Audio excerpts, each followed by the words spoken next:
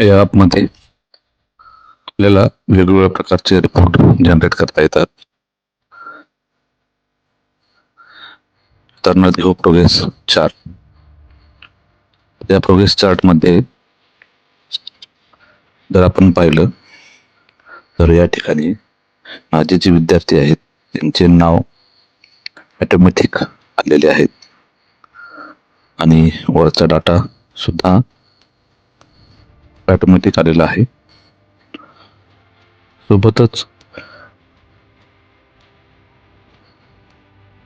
जे टक्केवारी आहे किंवा आतील जो डाटा आहे जो आपल्याला कलरने भरायचा असतो तो सुद्धा त्या टक्केवारीप्रमाणे यामध्ये ऑटोमॅटिक येईल. हा डाटा आपण शेअर केल्यानंतर त्याची PDF तयार होत असते आणि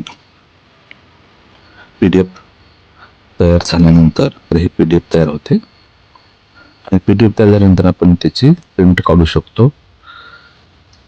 आपण याचं ब्लँक सुद्धा प्रिंट काढू शकतो. नाव आणि वरचा डाटा संपूर्णपणे ऑटोमॅटिक आल्यानंतर आतील डाटा आपल्याला जर भरायचा नसेल किंवा अगदी पहिल्या महिन्यातच आपल्याला हा प्रोग्रेस चार्ट डाउनलोड करायचा असेल तरी सुद्धा हा डाटा आपल्याला येता येतो आणि प्रिंट काढता येते.